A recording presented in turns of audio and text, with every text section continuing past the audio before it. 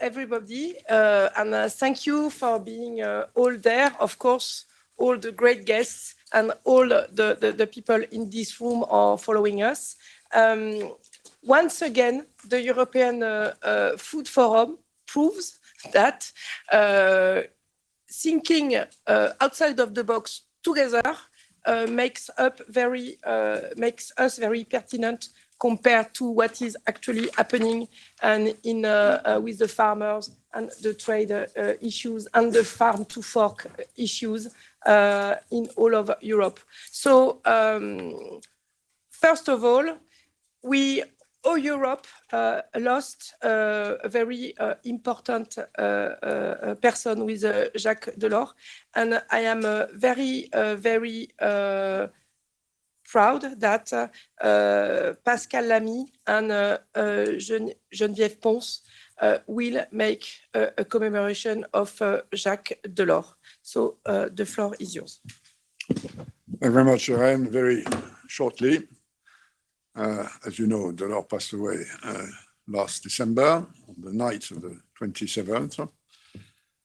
For both Geneviève and myself, of course, this was an important moment because both of us, in different capacities and in different times, although we worked together with Geneviève during many years at Delors' cabinet, were very close to him.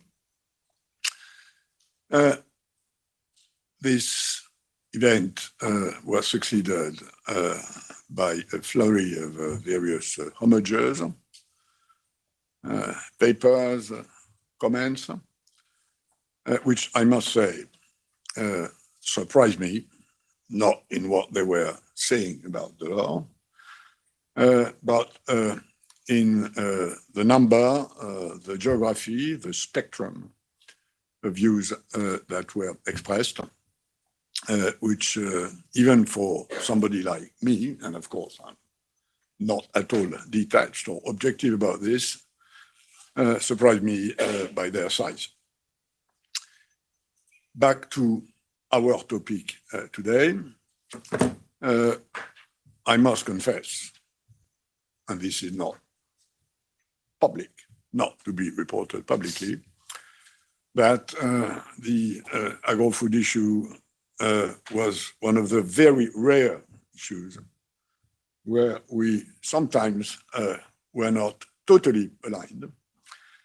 And the reason for that is that Delors was from Corrèze, which in France is, let's say, a relatively remote, very small farming area. And I'm from Normandy. So the average size of farms in Corrèze is probably 5 hectares.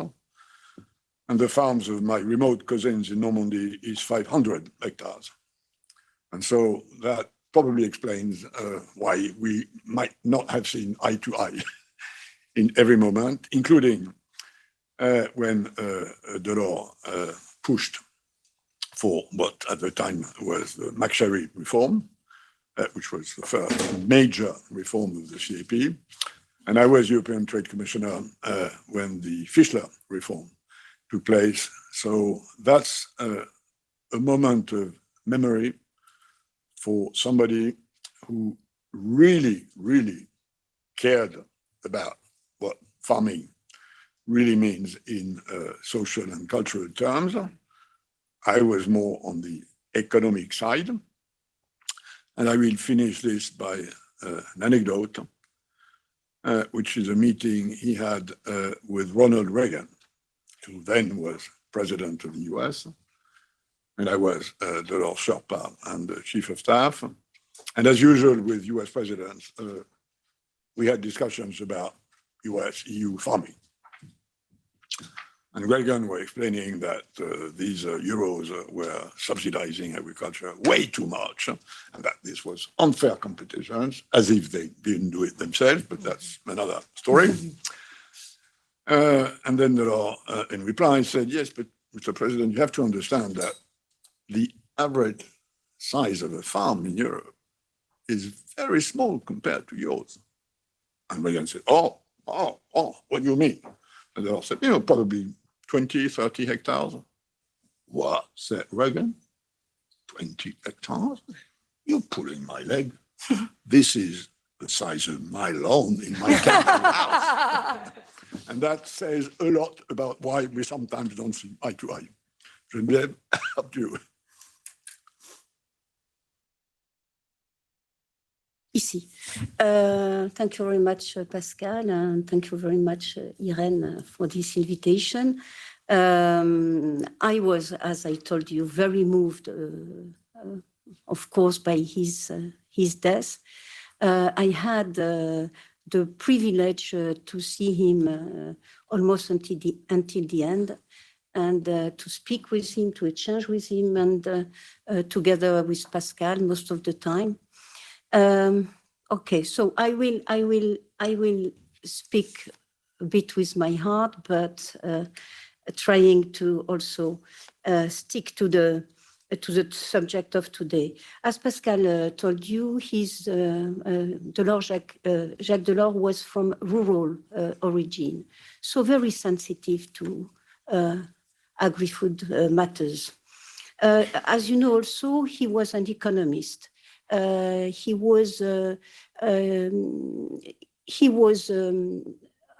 serving at the Banque de France during several years, and had a deep knowledge of economy and finance. Finally, he was from Christian trade unions origin.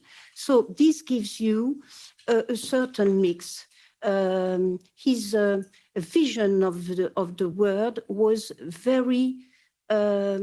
was a combination of this origin, but also an economic and social analysis of the world and the society. And then some events changed a bit his way of thinking, and the most important was Chernobyl, a moment when he understood the importance of the environment.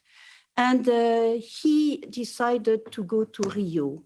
He went to Rio, and he made very interesting and visionary speeches in Rio, showing the importance of giving a value to nature and to take the long term into account. When he came back from Rio, he wanted to mix this, his basic economic and social philosophy with the environmental dimension. And this was done in a very interesting chapter, chapter 10 of his white book on growth, competitiveness, and employment. And the title of this chapter is Towards a New Model of Development. And he's trying to shape a world where, for instance, we will put more taxes on natural resources to discourage their use, and less on employment to encourage employment. And also, he already shaped what we can call a circular economy. So I think that everybody could read with interest his chapter on the new model of development. But I would like to insist on something which is extremely precious, the way he looked at any problem, what Pascal has described as his method. And his method was made of dialogue, speaking with all interested parties, and a lot of modesty. So when facing such important problems we are facing now, we will be discussing one of the most important problems, how to make the agri-food ecological transition sustainable from an economic and social perspective. This is a very complex issue, and he would have taken this issue with his traditional method, dialogue and modesty. Thank you. Thank you very much. So I think that the first keynote speech is still you, Geneviève, and it's Farm to Fork, the title of our European Food Forum today. Reflecting, rethinking, rebuilding. The floor is yours for roughly 10 minutes. If you can do in 8, it would be great. Thank you very much, Irene. So I'm very sorry because I think I was too long. No. Somebody is putting okay. My slides are here, so we can already go to the next one. I will make it as short as possible. Next one, next slide. Yes, okay. So where are we coming from? Of course, and we are inside it, the European Green Deal. So you know all the story, and it was brought to the European Parliament by the election of 2019, and the young people mobilized more than the rest of the population with a request. You know you know all this story, and the consequence, the normal consequence, was the presentation by Mrs. von der Leyen of a program for her mandate, which has been called the Green Deal, and the Farm to Fork strategy, a fair, healthy, and environmentally friendly food system, is part of this Green Deal.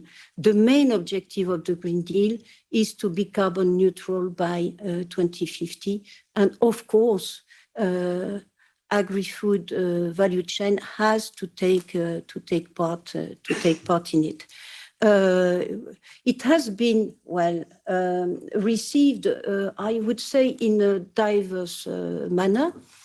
Some were very satisfied with such ambitious targets. Others were rather worried. Some studies showing that it would mean a reduction in the production and most likely more importation and so on. So I know, for having been invited by Christiane Lambert to take part to a Congress of FNSEA in Besançon in the spring 2022, that just the words farm to fork were taboo, and if you pronounced them, you were booed by the assistants. So this is a very delicate and sensitive topic. We can go to the next slide. Okay. So part of the initiatives have been adopted by the Parliament, and part have not. You have the list under your eyes. So we have some important initiatives which have been adopted, like responsible food business and marketing practices, revision of EU pollinators initiative, and the regulation on deforestation-free products. For other contentious files, we are very near adoption. That's the case for the nature restoration law after very difficult discussion. It's a bit more remote for others, like the regulation on the use of pesticides, on new genomic techniques, on the Waste Framework Directive, and on packaging and packaging waste. And there are finally initiatives for which the Commission has not published a proposal yet, like the Integrated Nutrient Management Action Plan and the legislative framework for a sustainable food system, which would have been a natural follow-up to the farm to fork strategy. Okay, we all know why this has not been adopted, because the debate has been more and more polarized. So that is our next slide. We have already spoken of the criticism of the farm to fork strategy from the beginning. The impact of the COVID-19 pandemic on the economy has been very diverse, sometimes encouraging local production and consumption. So, but there were some impacts. But the biggest impact, which is actual and future, is the war in Ukraine and the perspective of Ukraine adhesion. The war in Ukraine has disrupted international supply chains, has provoked a deep rise in some prices, entrance prices for agri-food production, but also some products from Ukraine not respecting our norms have entered our market. And there were, of course, farmers' protests in many member states, including now in Belgium. And today we have farmers in front of the European Parliament. There are specificities in these manifestations, in these angers, but there are also common points and a lot of worries on the future. So now the important question, that's my fourth slide, how to overcome the standstill and to move forward. Then we have to ask ourselves why we must rethink, because we are faced with very important challenges that cannot be ignored and that have to be tackled.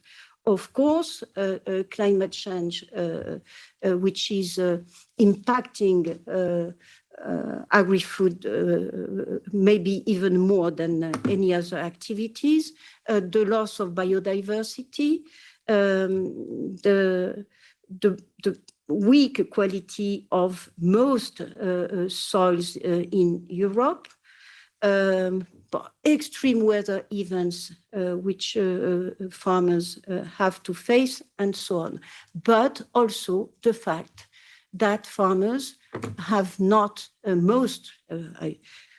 at least part of farmers have not decent revenues, and on average have revenues under the average of the rest of the population.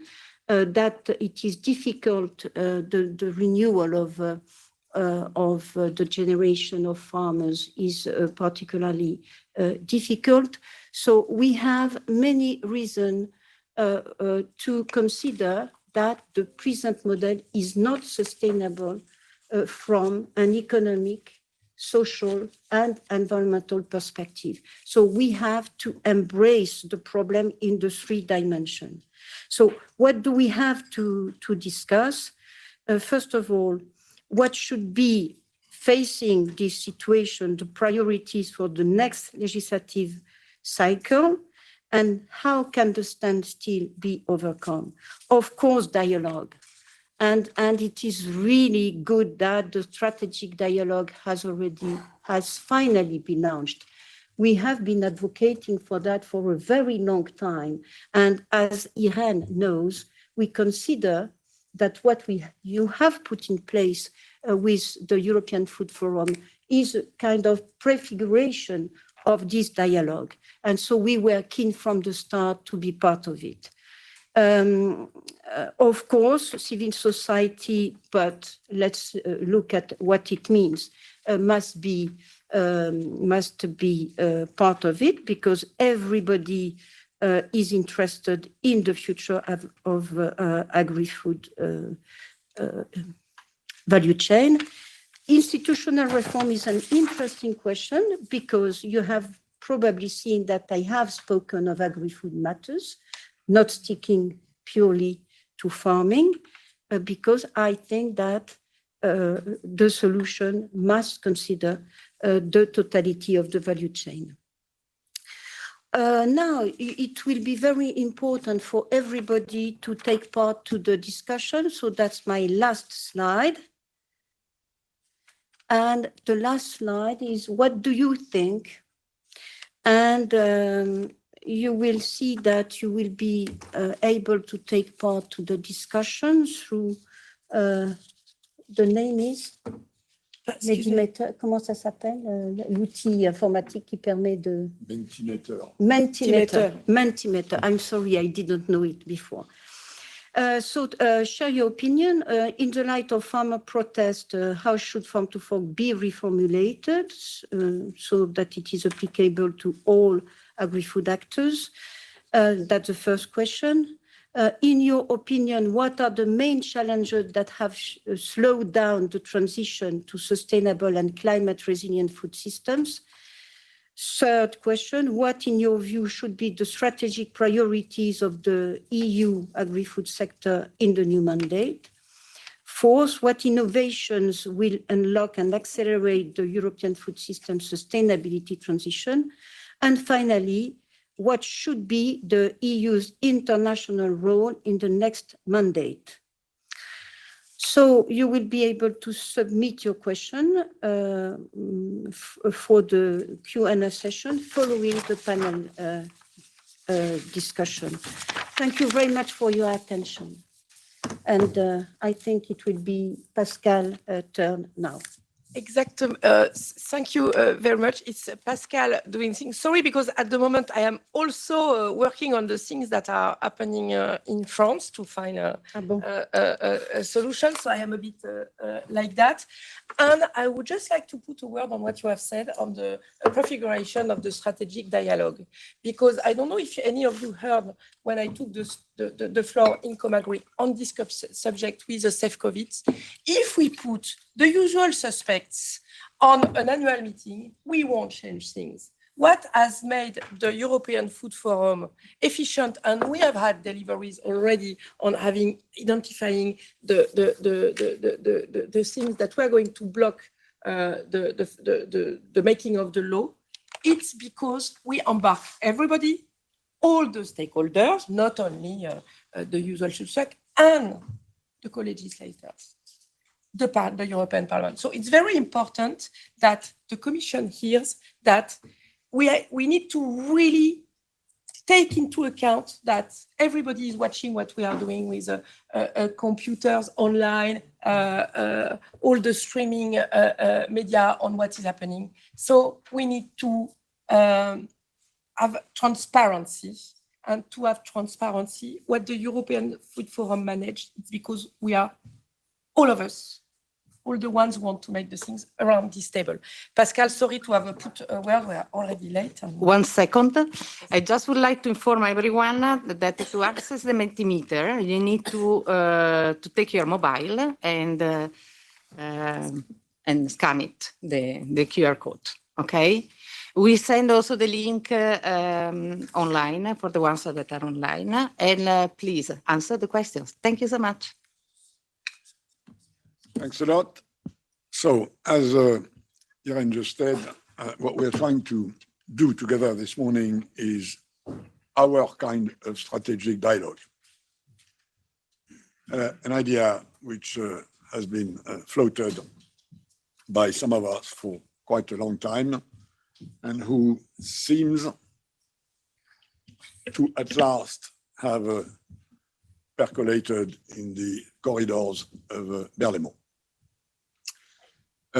Our dialogue will start with a panel, which I have the privilege to moderate, then followed by an open discussion from which we will try to draw a few conclusions. So we now will have this panel discussion between 5 of what we believe are major stakeholders of the agri-food farm-to-fork chain. One for the farmers, well known to us. Thanks for being with us once more. Rodolphe. One from the NGO side, Marta, thanks to be with us. One from the processing side, Gerd Meismann, who's facing me. One from the retailers side, Eurocommerce, Els Pedder, which is well known to many of us. And one from the IT food, so the more innovative part, Adam Ek, who also is with us. So each of them will have now 5 minutes for a general introduction, comment, addressing what Irene and Geneviève have floated so far. 5 minutes, looking back at where we come from, hopefully looking forward at where we should go. And then we will have a discussion which I will moderate as a function of what the first 5 speakers will have outlined. And this discussion will in itself be preceded by a few remarks for other stakeholders which have kindly agreed to join us today. So Rodolphe, then Marta, then Gert, then Els, and then Adam. You now, each of you have the floor for 5 minutes.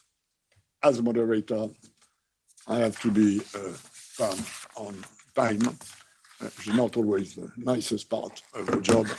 So please help me doing that. Rodolphe? Yes, hello everyone. Thank you, Mr. Lemmy, for the floor. It is my pleasure to represent CIJA in this discussion, of course. CIJA is the Council of European Young Farmers. We represent 33 young farmer organizations from all over Europe. And I am a young farmer from Latvia, a organic cereal farmer. So I know it by myself how to do it on daily works. Looking back, first, when the Farm to Fork strategy was published in May 2020, CIJA was already vocal and proposed its own reality check of the discussions. We have always been in favor of a strategy that englobe all parts and all actors of the value chain. Essentially, our vision has not changed much in these 4 years. And if you want to move forward, all steps in the chain need to go in the same direction. The main challenges that we have today is that we have given some targets to achieve, but no clear pathway to get there. As young farmers, we need many factors to align to be successful in our sustainability pathway. It's long-term access to land. It's also access to credits and investments. It's knowledge and innovation. It's stable income. And of course, it's predictability in many things. A lot of these currently has not been addressed well. So we are hoping for going forward and achieving them in the nearest future. Thank you all. Well done. And in 1 minute and 30 seconds, which is a record Bravo. performance. Bravo. So I will ask the other speakers not maybe to do the same. This is not a beauty contest, but please don't use too much of the time remaining so that we can use it for the discussion. Your go now, Marta. Thank you so much also for the invitation in this debate. Just building maybe on some of the challenges that were presented by Madame Pons, very much agreed with that. One thing that I would just add in terms of the challenges we face is that indeed there was COVID, there was a war, and all that followed with that. But those were basically symptoms of a food system that was constantly on the brink. Food systems have been on the brink of crisis for the last decades.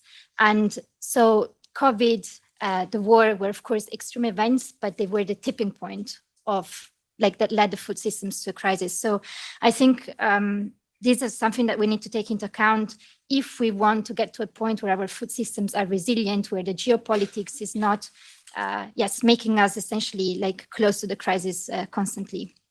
I would also say in terms of the main challenges is that the criticisms were very loud and strong. This was also mentioned in terms of some of the studies that were published after the Farm to Fork was published.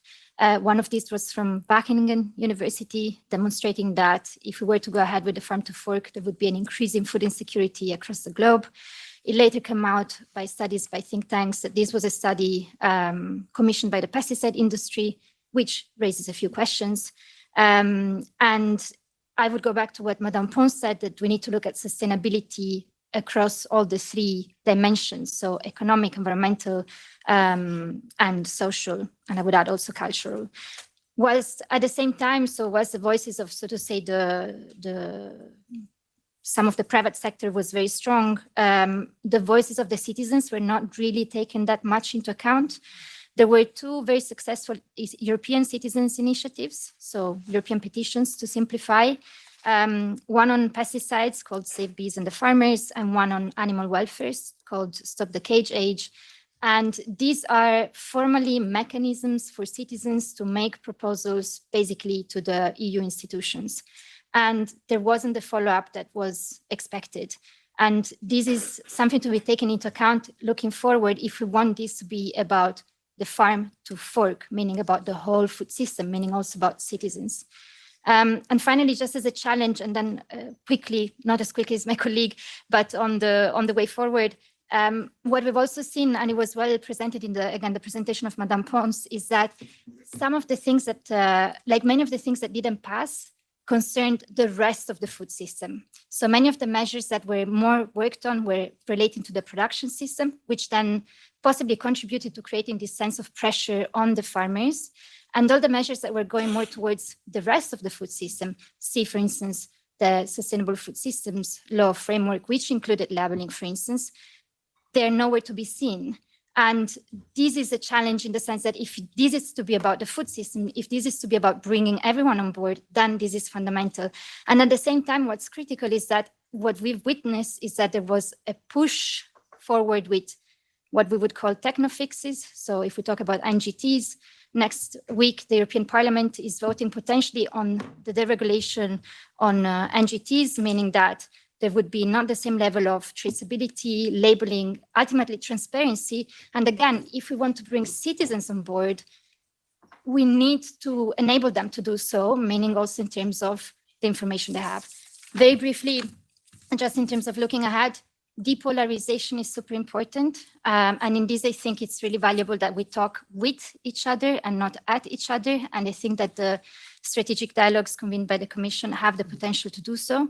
I think we need to understand the key issues. So have the farmers understand really what are the issues that the farmers are dealing with, that the consumers are dealing with, the whole issue of inflation and access to sustainable food, where the crises are coming from. There was already a short outline, but also the opportunities we have. We have incredible opportunities in Europe. We have one of the most competitive and high quality food system. We have an impressive food culture. We're a small region relatively to other regions of the world, and we have such a rich food culture and food biodiversity that is really what makes us competitive, not going down the rabbit hole of high quantity for lower prices.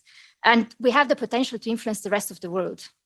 One quick win could be working on mirror clauses, making what's so unique about also the high quality of our food production apply also to the imports. Super quickly, still seek innovation, but let's talk about the innovation that is inclusive, accessible to all, the social innovation that we've seen at large, and there is so much good experience on the ground. Let's listen to science, and I would just mention here, there was just this week a study published by the Food Systems Economics Commission that involves the WHO, the World Bank, the FAO, that basically said that fixing the broken food system would gain us all yearly as a global society $10 trillion.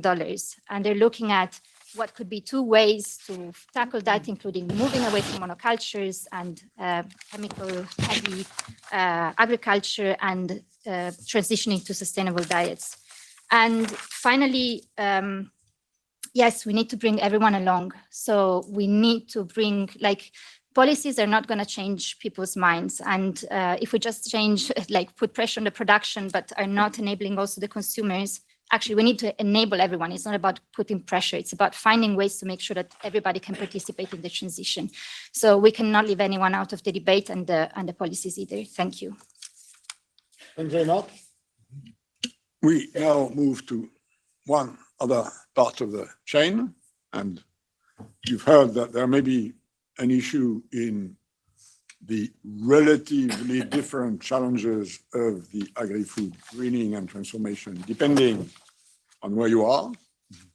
And it was hindered that maybe for the last period, a lot weight has been put on the farm side, whereas maybe sort of not less and maybe not enough on the others. Is that true? Yeah. That's a very broad question, but thank you for the question and thank you for having us. I'm sitting here talking on behalf of the food producers and the manufacturing thing. As you know, that's a sector in Europe with more than 1 trillion turnover, more than 290,000 people participating, and more specifically, I'm representing the European Specialty Food Ingredients, which is more than 200 associations and producers producing those ingredients, those additives, which can help to make foods technologically stable, which can make to help foods sustainable and nutritious. And we see, or one of the things we would summarize it is saying, what's been working against us is probably three things. It's one, the affordability due to the crises and the things that have been described earlier. Affordability of products has been going down. It's been significantly challenged. That affordability makes that people don't want or cannot experiment with new sustainable systems. And that lack of experimentation reduces acceptance, and therefore things don't move and prices can't go up, and therefore we limit that. So that is one. Two, we do talk about also along the same lines, because of the crises, because of the cost of raw materials that has gone up, the cost of energy that has gone up so significantly, competitiveness of this industry and those producers have been significantly challenged. And that makes it difficult to keep investing in innovation, because I do agree with the previous speakers, we need innovation and we need to start doing things differently. The system as itself cannot continue, but if there's nobody making any significant money or can survive in the system, it's not going to work.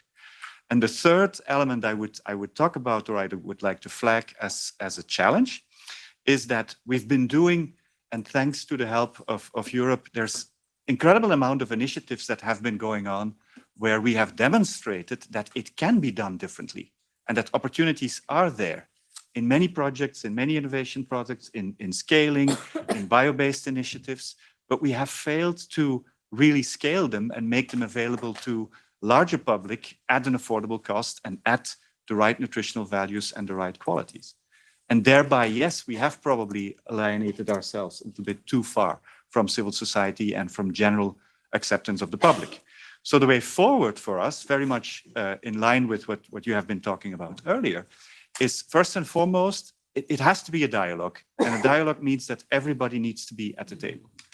And yes, given the structure of our systems and the structure of our food chains, that will entice have people with different size and different timelines also playing and participating in that system. But if we don't do that, and if we don't give that entire chain transparency on what would be minimal sustainability criteria, it's going to become very difficult. And those criteria, by the way, should be based on operations and processes and not just on a product, because then we go in all directions. So that would be one.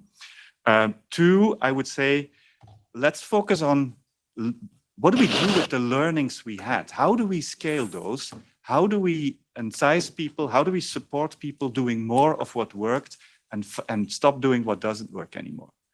And that will require further innovation as well, because without that, we know that we're not sufficient and we're not complete yet. But if we don't have the mechanism that will convince farmers to grow things, because that's the difference, right? You have discrete moments when you decide what you plant and what you put in there, whereas the food industry is supplying continuously throughout the year round. How do we synchronize those things? If that doesn't happen, we're not going to get anywhere. And thirdly, it has to do at the end, if consumers are not on board, if our society is not on board, if diets are not healthy, if diets are not sustainable, we're not going to get anywhere. So how do we make it? How can we help? For instance, you mentioned labeling, which is the framework for sustainable food systems, is something that indeed is missing. If we can use and embrace those kind of things, maybe that's one way forward on how we can get people on board. The two maybe little notes I would like to add to that, to conclude, is saying that one, there's timing issues, right? We without the right innovation incentives, without the right support, we'll never meet the targets that we've put ourselves for. And so there is an urgency that sometimes seems to be lacking in the dialogue, which we would like to put on the table. That's one. And two, we did see, for instance, on the EU, on the agenda of the Commission, that the framework for sustainable food systems is not really there. And so there is a question on these kind of things that we're talking about on food change, which everybody needs every day. They require commitment and they require resilience. And so it's really an ask to make sure that how do we show that commitment? And that's maybe not putting words in your mouth, but when you talked about, do we need changes in institutional reform on, is there something that can be done to make sure that we focus things and align things? Thank you very much. Thanks a lot, and thanks for taking only 20 seconds from the room, which Rudolf created at the beginning, and which we are all very thankful. Let's now move to the retail side. Els. Good morning. My name is Els Beder from Eurocommerce. So we are the European voice for retail and wholesale. And thank you very much also for inviting us. It's a pleasure to be here in this important time and important debate.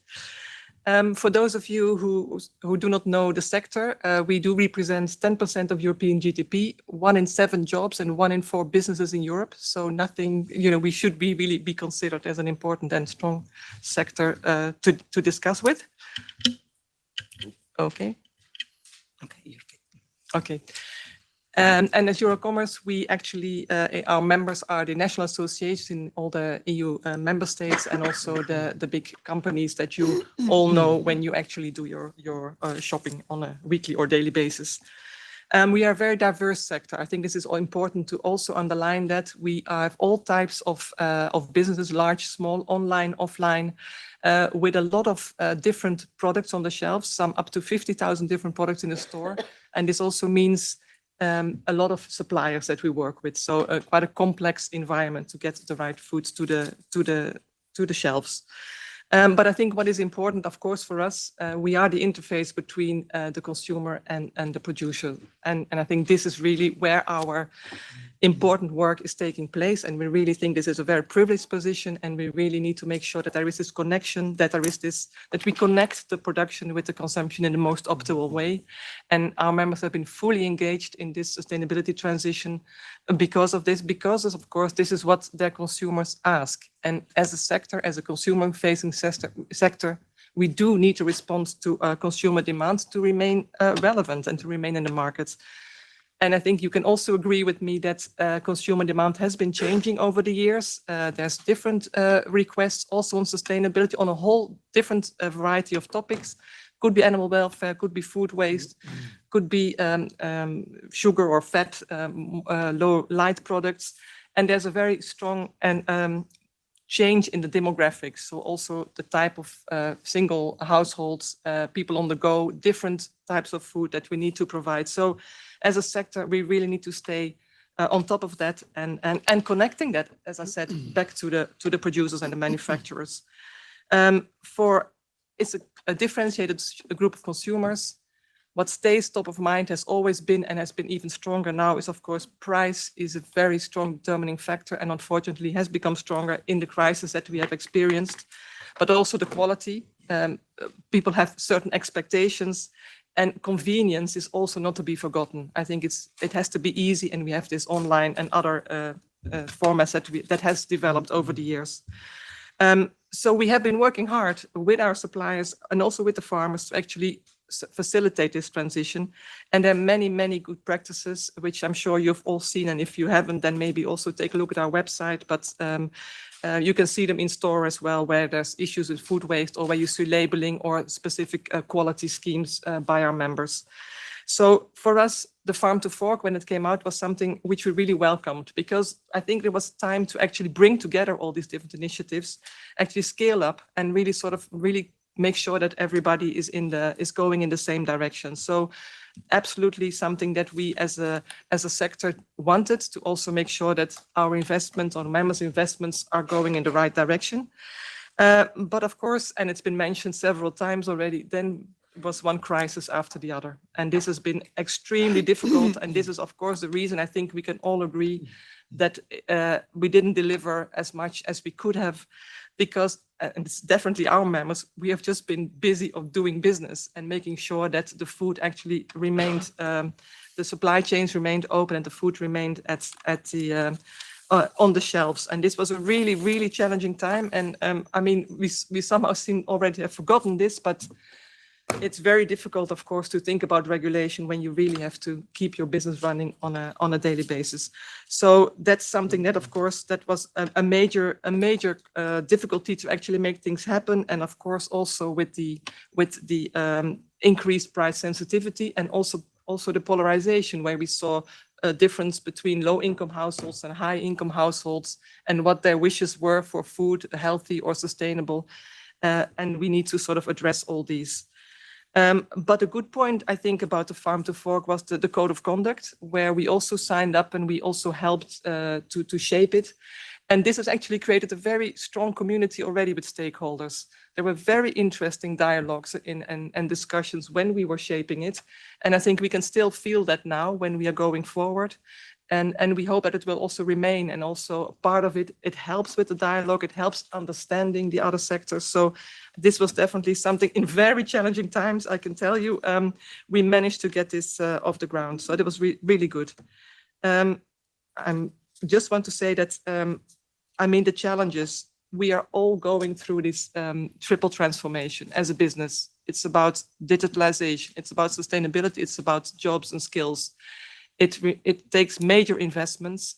And I think this is also sometimes, we really need to know where to invest the money, where the predictability that we've been talking about. What do we do next? Budgets are not elastic. So we need to have this framework. And I think we would have liked to have the framework before or really at the beginning of the discussions on the Farm to Fork, because we have now experienced that we will having the same discussions when you talk about labeling under the animal welfare or under the front of pack. If we could have set some limits at the beginning, it would have saved us quite some time. Coming to the end, I just wanted to say, what do we need from going forward? I've heard many points already here. Of course, we very much support the dialogue and the cooperation along the supply chain. We cannot do this alone. We have to do it together, otherwise it will not change. But there's still a lot to do also just to understand how the agri-food value chain actually operates. I mean, there's still a lot of uncertainty, and maybe let's get to know each other even better. And maybe then investments was already mentioned, crucial for everybody for this transition. And the last point is the single market. And we cannot insist enough that the single market is a very important instrument that will help us. And we do not want any barriers there. So I'll stop there. Thank you. Thank you very much. We now move to the last of this initial panel members on the innovation side. Following this first round, I've listened carefully to what has been said, and I have roughly one small question for each of you, following up on what you said and what others said. And then we will move to the wider discussion with the audience. Adam, your turn. Thank you so much for inviting us. My name is Adam Adamek. I represent EAT Foods. For those of you who really don't know EAT Foods, we are the biggest, probably the biggest in this part of the world community, an ecosystem of various stakeholders, including farmers, industry leaders, startups, SMEs, research organizations, universities, with about 200 partners. And why I'm here and talking about the innovation is probably the most difficult part of this discussion is that I'm speaking the last because I could only echo what was said already in this panel. And I agree with everything what was said. So I will focus maybe on the differences where I see we could do something more and something better. And I will use for that reason just the keywords and not full sentences because I'm very conscious of time.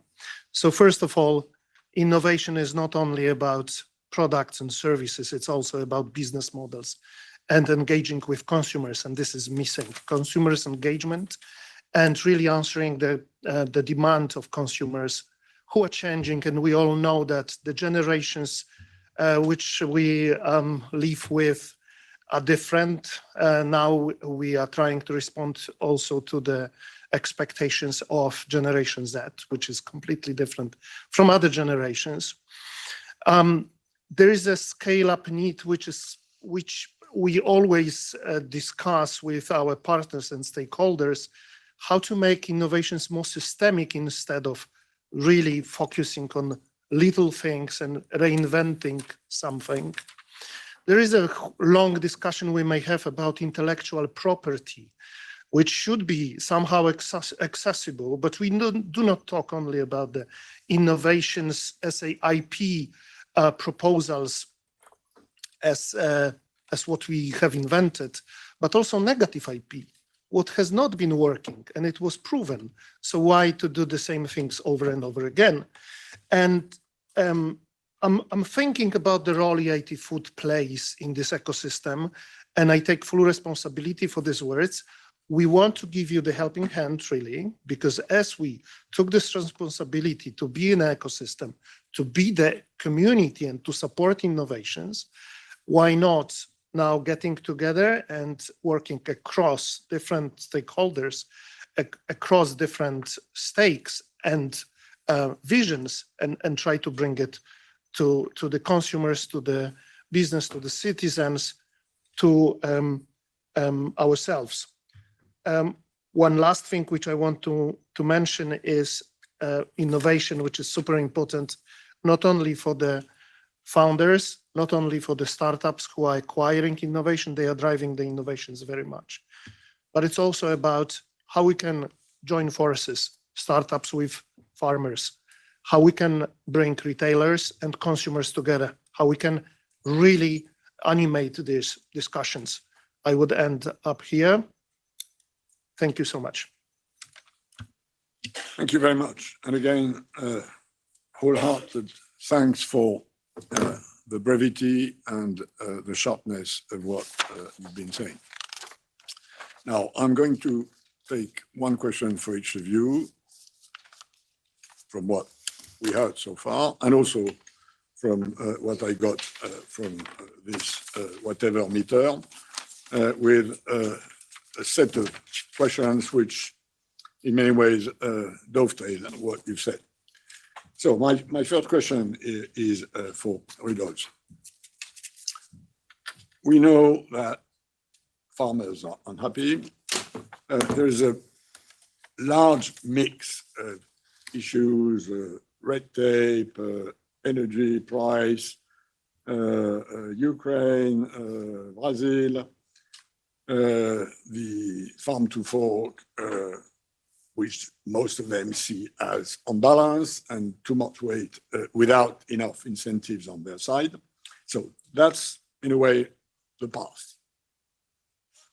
Looking forward, in your view, what is the priority which the Commission, and let's take the Commission as the one that drives the train, which I think remains true. Of course, Council and Parliament have a lot to say, but where would the Commission put the focus in order to incentivize properly, rightly, the greening of the farming side? What is the main issue that should be tackled? Is it penalizing practices which are unsustainable? Is it rewarding, which would be our preference, I think, both in EFF and in Europe Jacques Delors. So if it's about rewarding, what should be done? So thank you for the question. I believe that the protests that we see now in these few weeks is I would say, the expression of long frustration. It's been just accumulated for a long time, and this is blowing out at this moment. So I would say the common things that we see is that we too often see low prices for agricultural products. We see increased regulatory and bureaucracy frameworks that's coming month by month. We see unfair trading practices and also higher overall risk to be a farmer, because you need to accompany in many different places to be there. It's not only business model, it's also, if you have laborers, it's all the laws for laborers. It's about many things. You have licenses to do your job. You have, and mostly when it's small or medium farm, it's only one person to deal with it. So it's really hard for one person to be a universal soldier to do it. For bigger farmers, it's of course a little bit easier, but still. I think we as young farmers, we see that we can't meet the high expectations of policymakers. We see it as too much for us, and the changes are coming in waves, not just in proper order, just slowly, that we could have time to implement them. It's too fast for us because our business model is different. We work in seasons. And in my life, I will have 40, maybe 50 seasons if I will try the best of me. But it's a long seasons. It's totally different than other models. I would say at this moment, we should still listen for the few weeks of farmers. What are their biggest frustrations? And this should be a starting point that we collect them and start what we can do in the future. So, and as it is not at the really fast, but we are happy to be in strategic dialogue that is coming in these months. We hope we will accomplish something good also for Commission and Parliament. So we will try our best with our partners, yes. Thanks a lot. Turning to the civil society side, conventional wisdom says that the next European elections could, and I'm expressing conventional wisdom, switch the center of gravity of the political forces in the European Parliament further away from what we've had during the 5 last years, which is an overall support for the Green Deal, even if there have been discussions, which is only legitimate. So as an NGO, you will be involved in this campaign. What would you say is the main reason to keep the Green Deal not only alive, but progressing? It concerns us all. Like, none of us can basically keep on having a decent, dignified, prosperous life if we do not make some changes. And this concerns everyone, really, like farmers who work with nature, cooks. So we're a global grassroots network. We work with farmers, food artisans, cooks, food activists, teachers, you name it. Cooks rely on the fantastic work that farmers are doing and how they're bringing about the best of basically of the agricultural production. We have citizens, we have witnessed in the last few years a global pandemic and already the very harsh impacts of climate change, not maybe with the same consequences that farmers are facing, with really like totally disrupting their business and then trickling down to the rest of the food system. But we are witnessing how harsh and unbearable it is.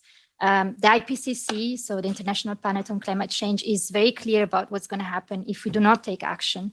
So this is really, and I was glad to hear there was a sort of consensus around the discussion or the different points that the colleagues raised during the panel, but essentially business as usual is no longer an option just because already the change in climate is forcing us to act differently. So, but in doing so, we have to really, again, bring everyone along. And this is where I go back to making sure that indeed the transition is just an inclusive, meaning that the farmers are supported in the transition. We have seen in terms of the Common Agricultural Policy, historically, it started off with a very specific goal, which made very much sense when it started to increase production and so on. But over the years, like it was really much about paying per, like to increase production. And so have the same, like the advisory services have been encouraging farmers to go in the same direction.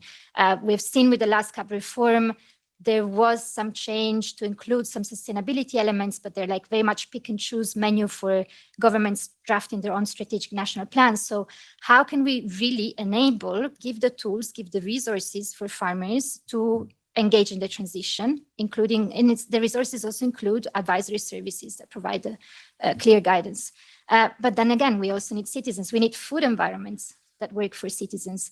Labeling is one of the tools that can help citizens, but we cannot, it's again, we should neither put too much pressure or all the pressure on the farmers, neither should we expect the citizens to do it all on their own. I'm glad there are these different stakeholders around the table.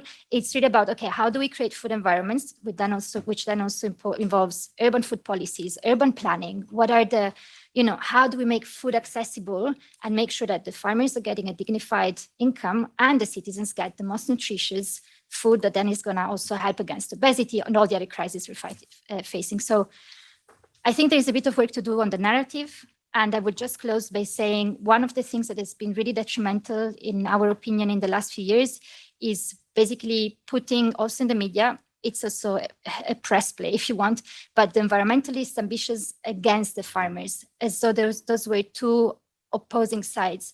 I think there is, like, we need to get over that and really seek common solutions, knowing that we need the change. Farmers need nature to work with, and we need nature to live with.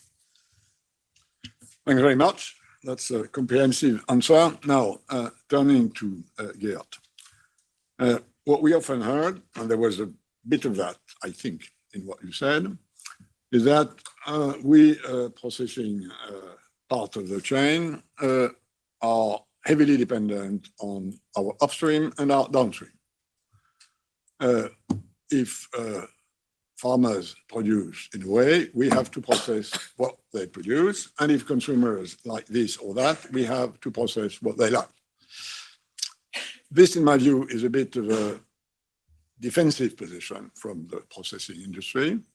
And my question is, do you believe that if you take your acts together, you will be able to influence both your upstream and your downstream? In other words, do you believe you have a part of responsibility in greening the chain that is not just factoring in what comes from the upstream and the downstream, but your own margin of maneuver? Thank you for the question. I think the answer is clearly yes, right? So, and I think if you look at how the food manufacturing industry has been changing and evolving and stepping forward in the last couple of years, we demonstrate that. Because we continue to invest heavily in innovation, and we continue to invest in making sure that we can help farmers get in the right direction of food. Because we absolutely are aware that if nothing's coming from there, we have nothing to process, and we're absolutely confident that if we have no consumers buying what's coming out, then we're going nowhere neither. So for us, it is no polarization. It's simply reality, and we have to do it. The role we have and the role we take and embrace is really trying to help build that system and reach out, linking it to some of the things that Adam was saying here. I think you've seen in the last couple of years also how food manufacturers have been reaching out and setting up alternative systems and alternative of these ecosystems and food habitats, as well with the producer sides, as with startups and with consumer side. Because there I maybe disagree a bit with you, Adam. There's a lot of food innovation and a lot of ecosystems which are happening with consumers already. Only the real problem that I want to come back on is saying we don't really scale it, right? And without, and linking it to what Rudolf was saying, if we don't have a solid framework for that, nobody knows what to expect. And if we cannot have that, then how are people going to invest and how are we going to make the transition? It will be different. The food manufacturers of 5 years from now will have a different role and will look different than what they look today. But it's a sector which is fully embracing that and fully willing to step into that. So I would disagree a little bit with you saying that we're defensive. Yeah. Thanks a lot. And disagreement is the beginning of a conversation, as we all know. Adam, you've insisted, and that's unsurprising, on the fact that there is quite a large innovation potential that is probably unexploited in greening the EU agri-food system. So my question for you is, do you believe that at EU level, let's leave aside the member states for the moment, and they play a big role in that, because if you look at the money that comes on the innovation research side on the food system, most of it still comes from the member states and not from the EU system. But let's say the EU research and development program, for instance, or various agri-funded programs, do you believe that there is more to be done in the EU supporting better and more innovation, or is it something that roughly should be left to market forces? Thank you for this question. I think it's a very good referral to what I was saying about systemic innovation. It's actually a very good point on how we can make the funds or investment funds or funding schemes more valuable for European community, whether it's farmers, whether it's consortia built from different stakeholders. The challenges I foresee for making the scale up of innovations is recently we haven't solved it, regulatory landscape. And it's very difficult really to scale up, to refer to what Gerd was saying. It's really very difficult to scale it up and make it really pan-European scale, I would say, and be competitive. I'm not saying against the other regions, but really bringing Europe up to speed without smooth regulatory scheme for everyone. The other thing is how we can also cooperate better with our innovations, with industry leaders and with farmers. I think there is an opportunity with well-funding, but also investments, if we have the regulator in place, if we have the scale, the power of scale, but also that we don't have the brain drains. So our very clever people who are entrepreneurs, who are building the businesses, who are building the startups, who are innovating, are not living abroad where the regulatory scheme is much more friendly, if I may say so. So this is something which worries me for the future if we don't change it, if we don't really act on making regulatory landscape friendly. The other aspect, and I finish, is about scaling up the innovations to make them pan-European. It's a very diverse, Europe is very diverse, and what works in the North and East Europe might not work in the South Europe. We know what are the challenges in different regions. In recent years, we are seeing the water scarcity in South of Europe, and in the Nordics, we have other problems. So it might be still different, yet I think future solutions might be pretty unified when it comes to protein diversification, to really bring good quality of foods to as many people as possible. So this is my point on how to do it in the future. Thanks very much again for the brevity of your answers. So we have 45 minutes left, which I think is reasonably okay. So far, so good. We will now open the discussion around the table and online. Let me try at this stage to draw 4 provisional conclusions to which I will ask you to react and see whether we are on the way to producing something during these 2 hours. Number 1, the farm to fork needs to be revisited, at least, maybe even revamped. Second, a precondition to do that is the strategic dialogue. Is involving the whole actors of the food chain and not just the farming side into a common discussion, which is what the Commission has now decided to do, modeled, quite unsurprisingly, with what happened in Germany under the authority of Angela Merkel a few years ago. Third, as a result of this stage, we need a new frame. We need a new frame within which what various actors have to do will be clearer. And this has to come from the Commission as a thought leader and as an institutional owner and responsible for proposals. And fourth, the main difficulty probably lies in how to regulate the agri-food chain in the future while making this future desirable. So how to create a desirable future, not just something that is something we have to fix because we have problems, something that brings people together in a desirable future. So that would be my sort of 4 very, very provisional broad conclusions. So before we open the floor, I'll give the floor to 3 people who were not part of the initial panel.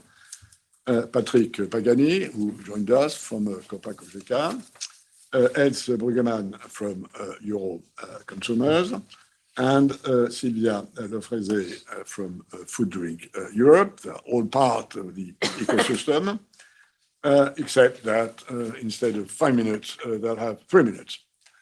Patrick.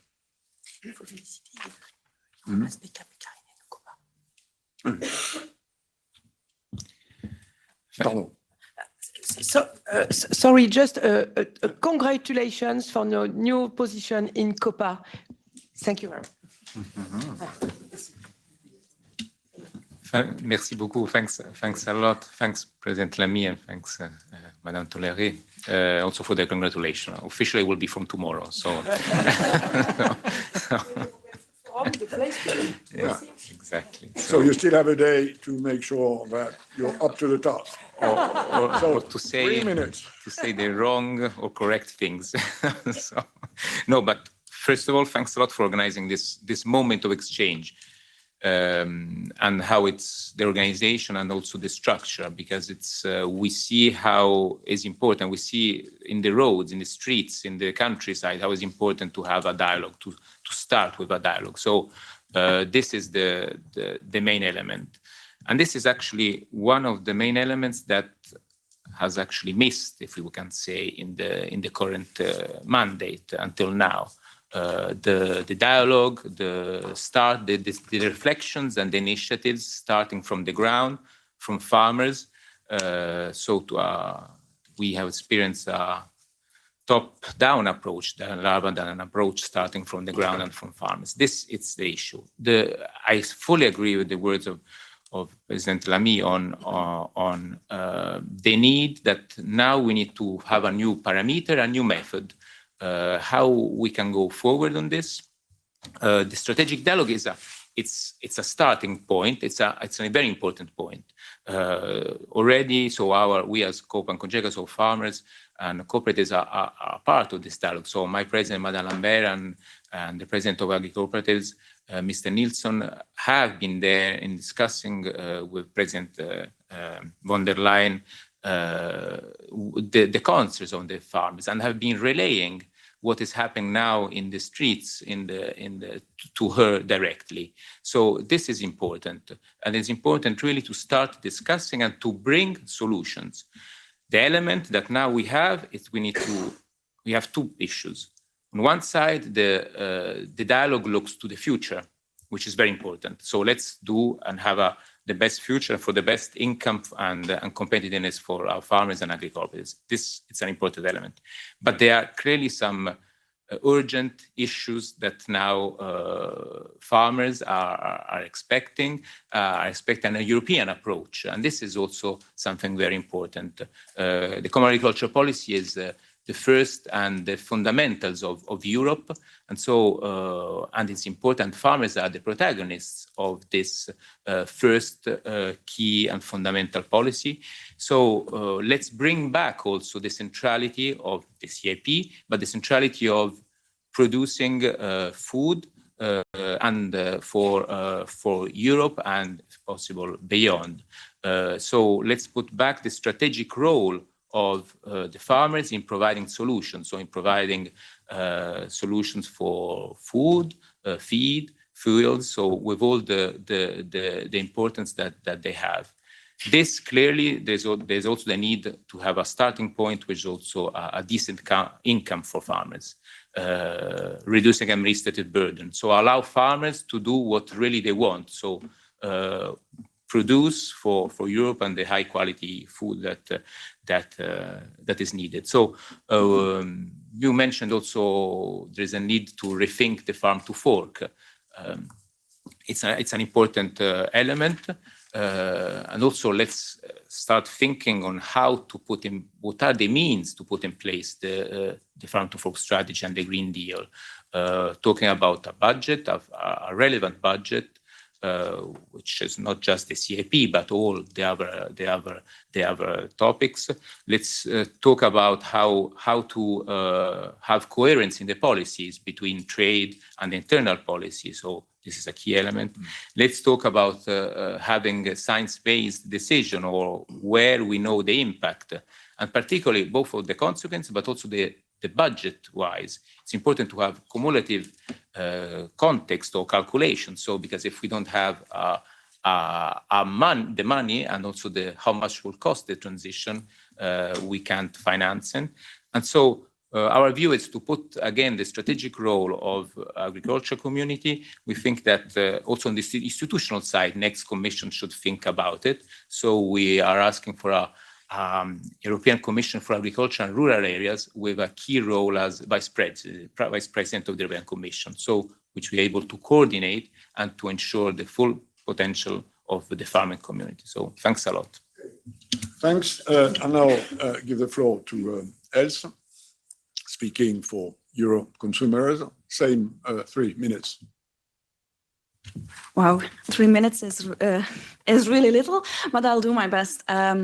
First of all, those who don't know us, Euroconsumers is an integrated group of 5 consumer organizations, all membership based in Belgium, Italy, Spain, Portugal, and Brazil. And our European members are also part of the umbrella network of BUG. One of the things that I noted down from this discussion is, first of all, status quo is not an option. I mean, closing our eyes, hoping it will go away, it might work for the kids and the monsters under the bed, but it doesn't work in the adult world, and it doesn't work for this topic. We need this just food transition for our health, for our climate, for food sovereignty, and it's also what consumers want and expect from us. And this brings me to the second point, consumers. The name has been dropped numerous times, and I really want to thank the European Food Forum for inviting us around the table. Believe me, the occasions where we have been actually asked what consumers want and need really being pulled into the discussion, let alone collaborate with them. There are not so few examples of that, so really appreciate this. And it's also a pity it has not been done before that much, because actually consumers care. Consumers care about sustainability. They are worried about climate change. They want to do their bit. They want to live more sustainable and make more sustainable diet choices. And if this is done right, they can actually push markets towards more sustainability. They have the critical mass. They can be an accelerator. But let's face it, we are not making it easy for them. And that's exactly what it needs to be. The sustainable food choice needs to be an easy one. It needs to be available, affordable, and it needs to be attractive, the AAA. And this requires the right information for consumers, but it also requires systemic changes from all of us, from regulators, producers, retailers, systemic changes that really enable individual consumer choices. At Euroconsumers, we have a new tagline, empower people, improve the market. And it's really fit for purpose here. I think there's a good reason why we chose that. So this brings me to another point we have heard a lot, dialogue. It's clear consumers are really not the enemy here, nor are they some speechless, actors sitting around. They are a full-fledged partner in the value chain, and they can be an asset, they can be an ally. That's why they deserve a seat at the table, and they need to be included in the dialogue, because it was mentioned before, if you don't have consumers on board, it will not work. And this dialogue is very much needed. At Euroconsumers, we very much believe in dialogue based on facts, based on science.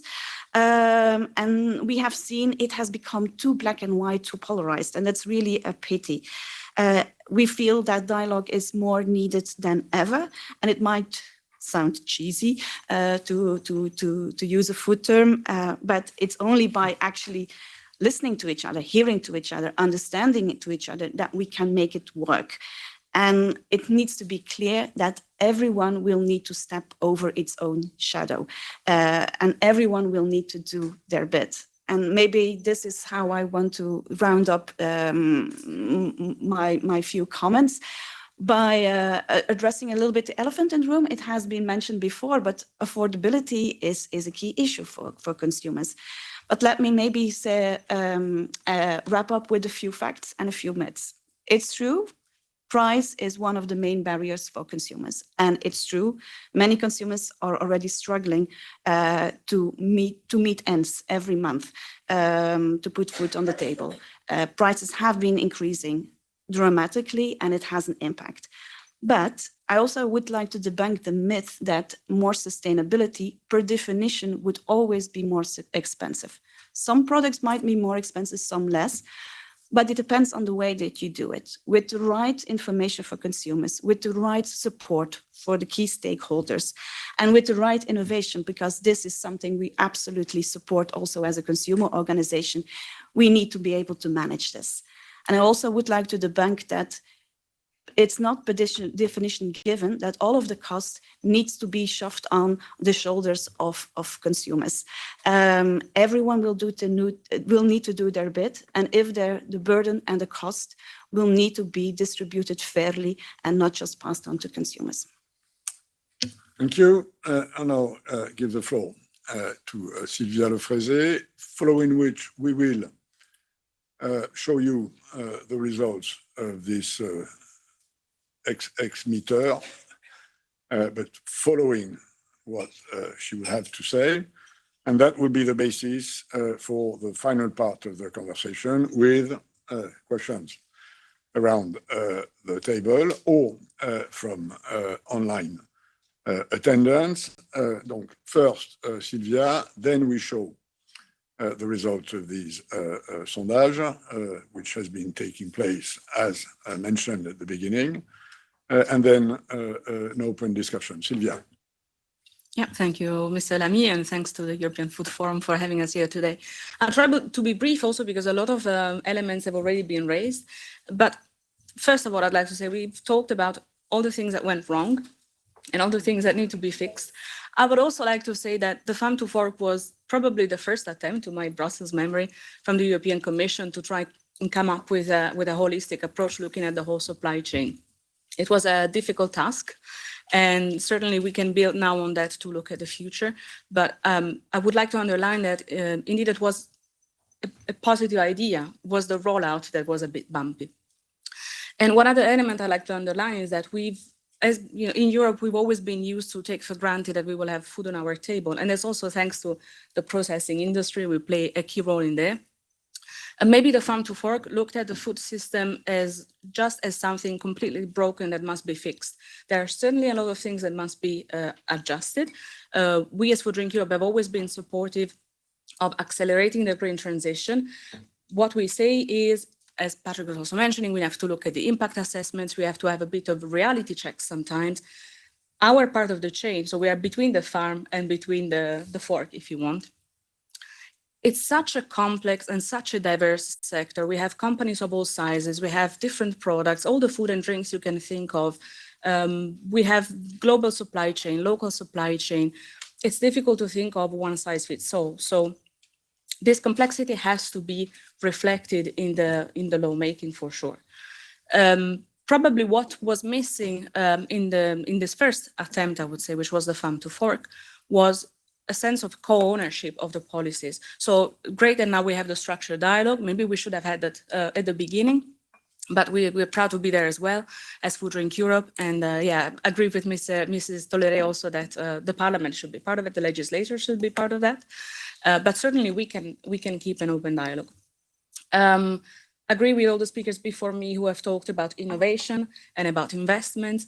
We have recently commissioned a study, a discussion paper on how much it would cost to transition towards sustainable farming. Why did we do that? Why did we do that? Because we purchase 70% of European agricultural produce. So what happens at farming level in Europe impacts us directly.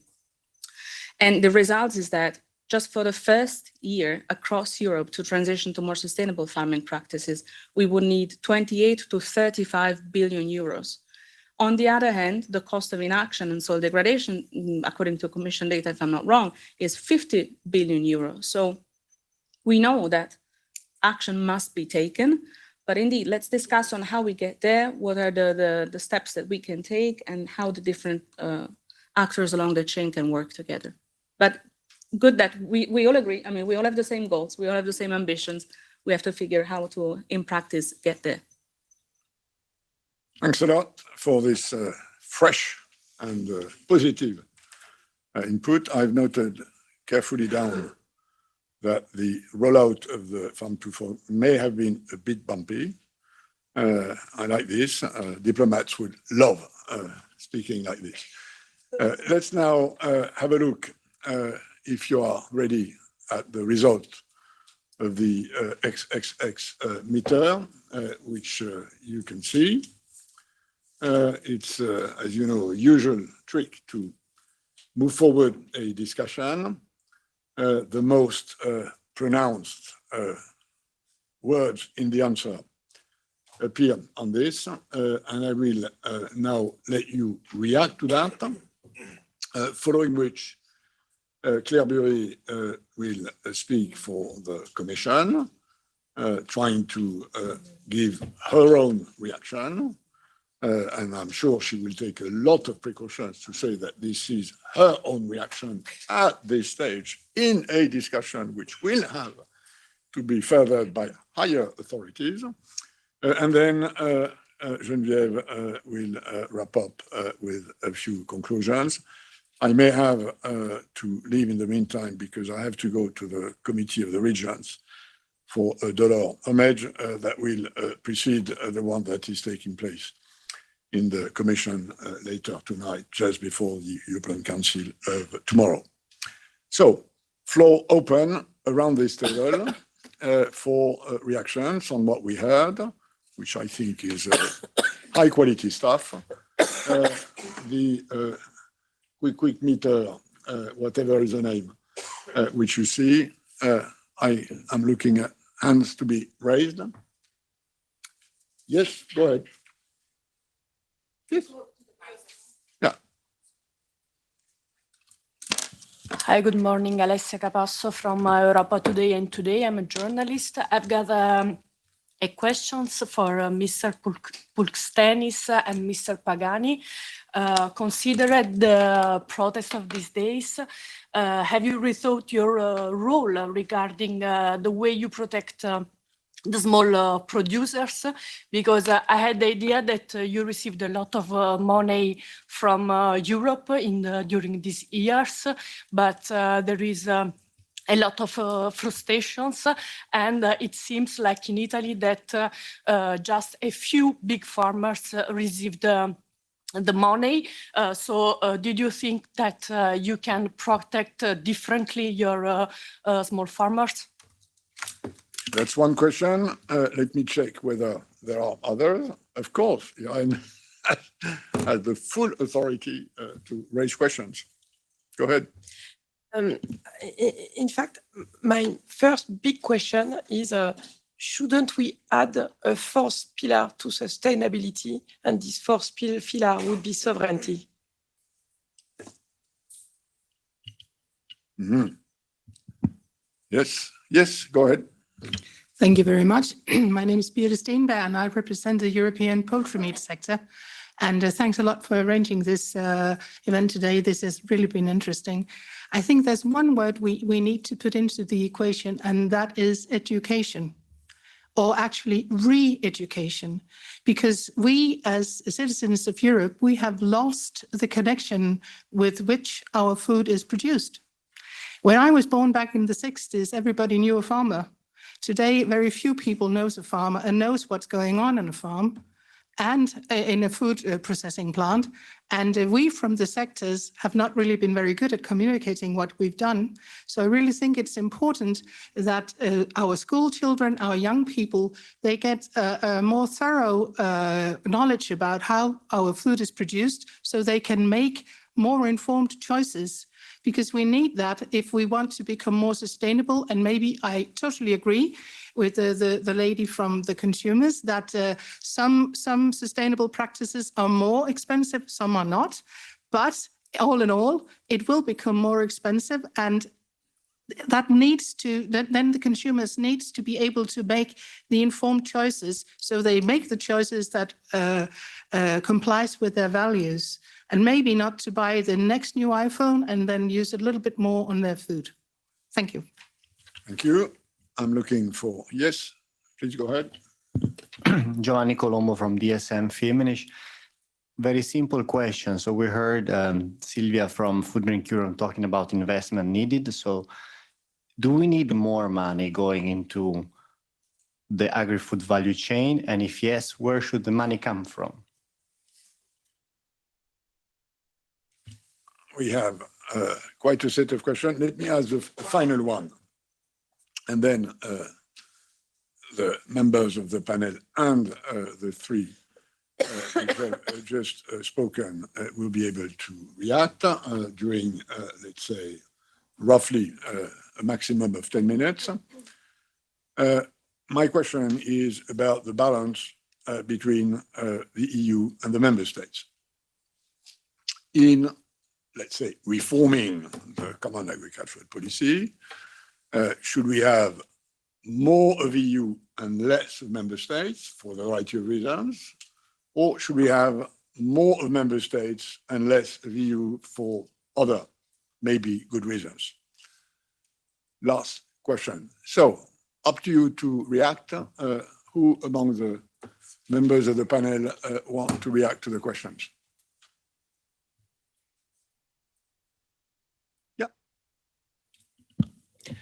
Thanks a lot. So for just a few replies and comments also to the words that are interesting. So on the issue of the protest and farmers, so actually, Ascopo represent all farmers, all the family farmers, and all type of crops, activity, livestock. So when say big or small, I think it's key to go in the root of the protest. So why farmers are protesting? So I think this needs to be understood, and the sentiment of farmers which have not been listened and not understood. So I think that is the topic to address and to see how to reply to this. One element really, which I think would be interesting, it's like simplification, because as I said before, farmers would want to do their activity, so big or small or crops or livestock, they want to produce and have a decent living at the end. If this and do what they do best. So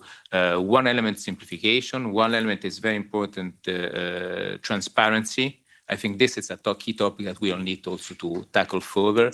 So how to ensure transparency and a fair remuneration along all the food chain.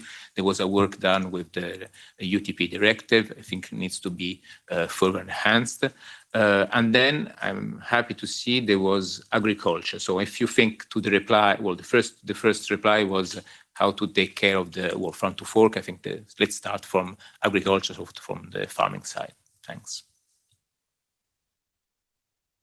Yes. I was just checking with the colleague if you wanted to answer on the question.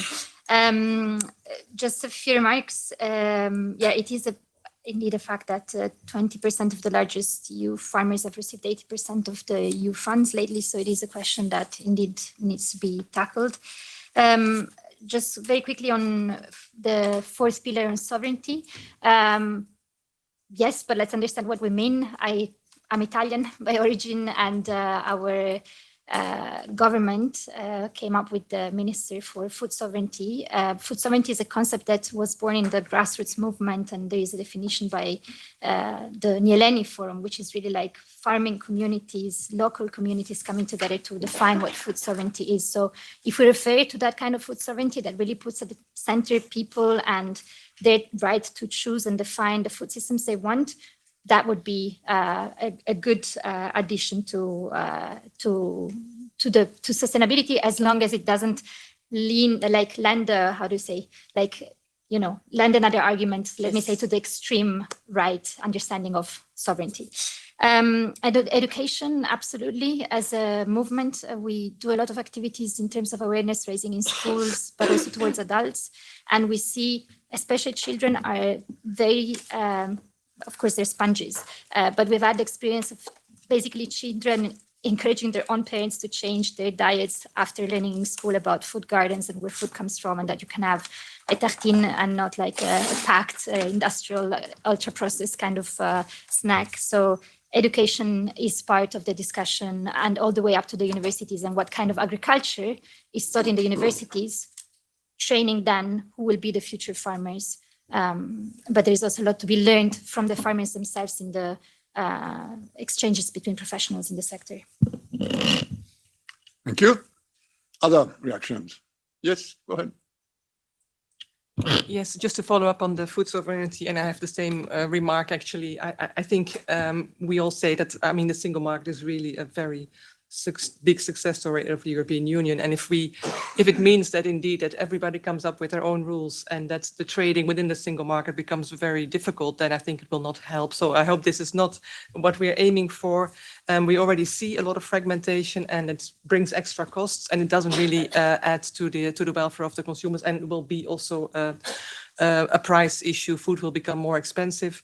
I think we also see now, when there are national initiatives, that there's problems, or companies are hesitant to invest or go into a certain direction because they might not be able to trade on that market. So let's not go there. But I think there is definitely a place to maybe have a more of an informed decision at national level. Secondly, briefly on the dialogue, yeah, I think this is what we all agree on, and it's really very important. We're also there as Eurocommerce in the strategic dialogue, so that's very good. But just to insist that we really need a fact-based discussion. I mean, science-based is another step. Of course, science sometimes links to peer-reviewed, but it's the facts, understanding what the sector stands for, how it functions, how you can interact, what the barriers are in interactions. That's really, let's talk facts, let's do away with fake news, and really start with a very open mind on this point. Thank you. Thank you. Maybe one more answer from us, and then I will give the floor to the Commission. Maybe a precise question for the first question. Is it for farmers a lot of money from EU or organization? Precise question. Farmers receive a lot of money from EU or organization?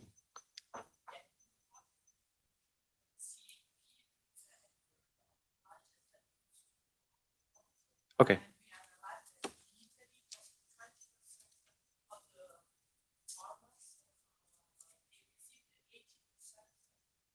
Okay. Yeah, but if you see the data of CAP in the 10 years, it's been lowered from GDP. It was 0.44% 10 years ago. Now it's 0.33% of GDP this year, last year. And if we to combine it with inflation, so we received a lot of less money than it was 10 years ago. The value of money is a lot of less than it was before. So it's a struggle for us also. So, and when we look about other questions, I can't answer today about first pillar to make changes. It's a technical, of course, so or ideology. So we will discuss it in future, of course. And I think the question about balance between EU and member states, I would say it depends on the question and task and goal. So it depends where it should be more EU guidelines and where we should go more for free opinions and roles of member states. That's my point. Thanks. Thanks a lot. So now time for a reaction from the Commission side, which is represented by Claire Bury, who is the deputy to the Sanco DG, our good friend. I'm speaking for Object de l'Or. I'm sure it's also true for the EFF, and then Geneviève will wrap up. Claire. So, d'abord, merci beaucoup, Madame la députée, Madame Tolleré, et merci beaucoup à Pascal et Geneviève pour cette occasion. Je pense que c'est vraiment le moment de commencer cette discussion maintenant. First of all, it's clear that farmers are on the front line for climate change. I was there with the Latvian farmers in the fields talking about pesticides. But you're also on the front line as far as pressures and market demands are concerned as well. And that's why we're seeing everybody in the streets now. That's why you're seeing the tractors in the streets. And from the Commission's perspective, Pascal, as you said, I can only speak, especially at this point in time, from a very personal perspective, but I'm here with my colleagues as well, Klaus Behrendt and Robert van Rijssen, who are working on these issues, that we need to find solutions. I think we're in that business. Over the past few years, we've had an increasing understanding of what's happening. We get more data virtually every day. Marta referred to it yesterday. There was another study that came out about the interrelations that we have between our food system, our health, our personal health, our consumption patterns, but also this concept that everybody talks about, the planetary boundaries. With that data, I think we need this transition to a sustainable food system. I didn't hear anybody saying that we shouldn't be trying for that. No, everybody agrees that that's where we should be going. It has to be a driving force for fair and equitable change. And it has to improve agency for our farmers, for all those who work in the food chain, but also for consumers and citizens alike. So this really, I think, is at the heart of what we have been trying to do in the Green Deal and the Farm to Fork. And I think there's quite a lot of agreement around what needs to be done. The real question is how are we going to do it?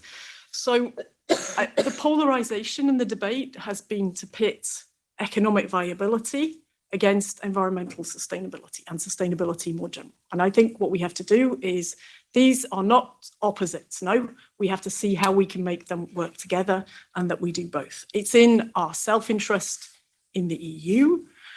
And of course, there will always be a debate about how quickly should we do it, what's happening in the rest of the world. But we need to lead on this. I mean, Jacques Delors, I think he was a great leader that we had, and he would have said, look, okay, everybody else needs to change too, but unless we change and we do it first and show the way, then it's not going to happen. But it's not easy to do that, of course. So this agri-food sector that's less reliant on external inputs is more resource efficient and environmentally friendly. It has to be more resilient and absorb shocks. It has to be all the way across the chain, of course. And there was a question which I found a bit strange about why weren't all actors going to be involved? All actors have been involved. It was said a couple of times, it's about the whole system. And that's really what we've been trying to do. And I think at least with that, there's been some progress too. No? There's a recognition you can't just look at different bits of it. You have to look at it all together. But we need to look at this how, and we need to see how we can be agile and how we can reinforce our resilience. So there were three themes, I think, that for me came out of the debates. The first is diversity is an integral part of what we do in Europe. It's part of our DNA. Unity in diversity was a phrase that Jacques Delors very often used. He also had another saying, which is you can't fall in love with the single market, which is always my favorite one because I did a lot of work on the single market. But leaving that one aside, he said unity in diversity. So to go beyond this polarized debate, I think we have to try and apply that in practice. So it means if we can do the diversity, it means we have implementation of integrated production systems, but we have diversity of genetic resources. This is something that we still have as a strength in Europe, although it's been reduced. We have very different diets, of course. Those who deal with consumers know very well, and we have a different culture. So sometimes sustainability depends on the context, but sometimes it doesn't. So I think the key thing is distinguishing where it doesn't and how we can work together on those areas, and then recognizing where maybe we need to keep the differences to keep this diversity thriving. Second point, and it's come up several times, and it's personally something that I've seen over the last few years, the colleagues are getting sick of hearing about it, but it's this question of green investments. It needs to be public, and we've heard about the criticisms that there may be about the way that public financing works, but nonetheless, the cap has evolved, but it also needs to be private.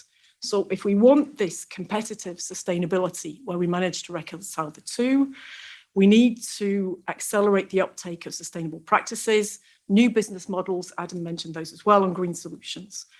So we can do this partly through some market incentives, but we also have to do it through better blending of public and private financing. I mean, this is key.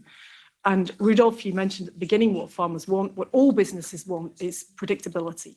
And without that better approach to financing, I don't think we're going to get to the predictability that we will need to make the progress. And the third and last point is research and innovation, of course, which are indispensable. I would pick up on what Marta said, which is the innovation, of course, has to be technological, but it also has to be social. And that is key, I think, to making the changes. It's about mindset. Adam, you said it. It's also about how we approach regulation. It's not about deregulation, Marta. I think we have to be honest with consumers, and we have to tell consumers about science and help them to better understand the science. It's not about deregulation, it's about appropriate regulation based on science, which is the way we do it in Europe. That's our difference, and based on evidence. So to close, just a couple of final thoughts. Pascal, you said it in a slightly different way, but I think the key thing now is finding a common narrative. It is listening, explaining. It was Jacques Delors' strength, bridging conceptual gaps between the policymakers, the stakeholders, and the citizens. So thank you very much for helping us to start to do that today. There is the dialogue, it's been much mentioned. We all, I think, have strong expectations from that dialogue. All actors there will be asked, okay, so what would you do? What would you do? Okay, what would you do? And you tell people in the presence of others who've got different views, and then we see how we can try and reconcile that will be, so that we can try and have a common vision for the future of the EU's agri-food chain. Beginnings of it, let's say, by summer 2024, that's when the dialogue will report, but then taking it forward. So the Commission is very much in listening mode. We want to see how we can do that narrative and the common vision. And then I would just end with Sylvia's diplomatic points so that the next 5 years, she's gone, but anyway, Sylvia, that the next 5 years are a bit less bumpy in practice. Thank you. Thank you very much for this reaction on the spot.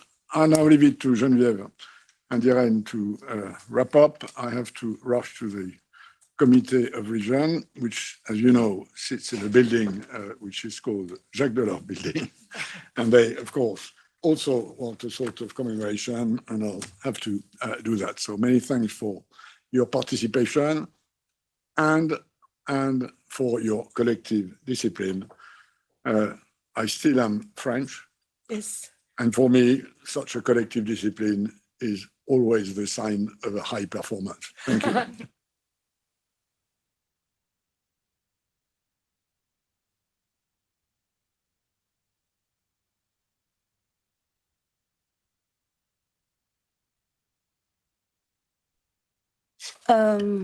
Thank you very much, Pascal.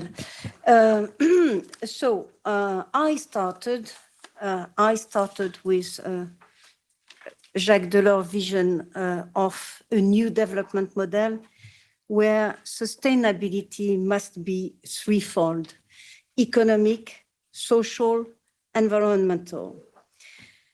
And I started also with his very strong taste for dialogue. At the center of his method of governance was dialogue and modesty. What I draw from this very interesting, I would say, and high-level dialogue is three conclusions. So first of all, as Claire has just underlined, there is an agreement on the objective. We all want to get to a sustainable food system, sustainable from the three aspects already mentioned. And we all ask ourselves how to get there. There is a strong consensus on the fact that dialogue is necessary. I must say it is absolute unanimity. We all start with that, and the spirit of this European Food Forum, IREN, is exactly this one. And I must say that the dialogue today has been really of high quality because people have respected the rules, respected the opinion of others, and expressed themselves in an honest and fair manner. So I think it is a very good start of a long and important journey. I must say also that there is a total agreement that the three dimensions of sustainability must be there. We cannot ask a farmer to transition to biofarming if he does not get sufficient revenues from this activity. And we cannot ask a consumer to buy such products if their prices is too high. As far as remedies are concerned, a lot of accent has been put on innovation. So an innovation in a lot of dimensions, including attitudes, mindset. And this has come also out of the digital consultation very strongly. The question of the price signal and all that leads to the price signal, so the system of aids, for instance, has also come very strongly. Regulation has to be revised. Of course, the CAP will have to be revised, not only because of this necessary transition, but also to take into account the enormous challenge of future Ukraine adhesion. So this will have to be made. And also one idea which has been strongly expressed with a lot of consensus is try to reduce the regulatory burden. Finally, the international dimension must be taken into account more properly, because this sustainability, threefold sustainability, cannot be attained in Europe if we do not properly take into account the external dimension. And this is the point that you made, Irene. Merci. Thank you very much, Geneviève. I will be very quick. In my professional life, I had the very great opportunity of having a coach that was a coach for a sportive people. And this coach told me that if you want to have high performance, you need to look at everything that is happening with the positive things first, and then look at the negative things that always happen.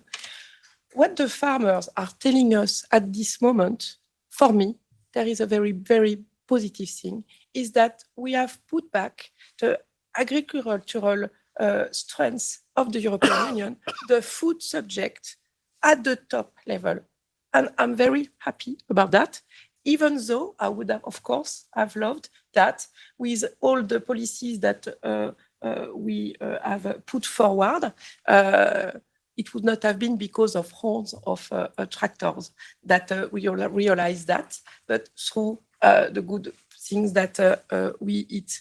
So why do I say that? Because as it was said, inside the Green Deal and the Farm to Fork strategy, we still agree on the goals, and we have questions on the routes to reach these goals.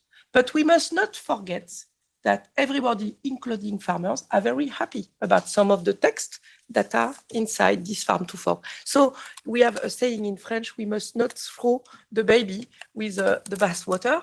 So for instance, acceleration of authorization of phytosanitary products, or we had the COVID crisis, and then we had all the problem about workers, who was vaccinating who. All these things are texts that have been already produced, voted, and are ready to help us for the next crisis. So it's very important that we look at the positive things that we have done in the CAP. Some things also must be changed, because what the farmers are also telling us is that we have put too many things, so we have scared them. And it's important that we put pedagogy, because otherwise we won't have generation renewal. But at the same time, some of our farmers have no problem having generation renewals, those who win money. So the fact that we have farmers at the same time in this European Union with the same policies, some of them win a lot of money, some of them do not, is one of the things that we could choose as an indicator of the efficiency of our policies.